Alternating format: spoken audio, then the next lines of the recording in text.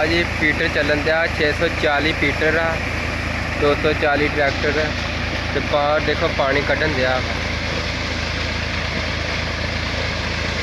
देखो जी पानी बहुत है।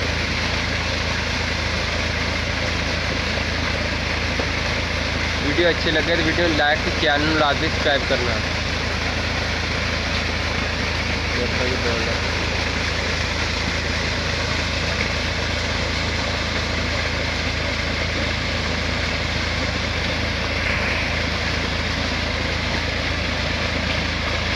जी बोर हैगा 140 फुट इहदा बोर होया वा ते 12 फुट इहदा खूह कढ़िया वा। पक्का फिल्टर लगा वा, शाफट फिल्टर लगा वा ते बोर का पानी देख लो कितना पानी कढ़न दिया, बहुत पानी कढ़न दिया।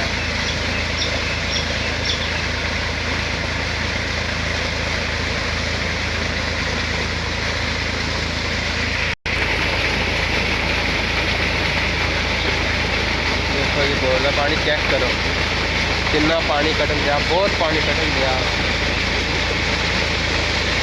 दरिया ही लगा है देखो।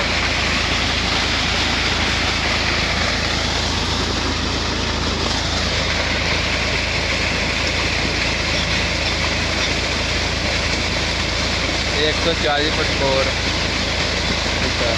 बहुत पुराना बोर है, बहुत पुराना वा, बहुत पुराना खूह कढ़िया वा।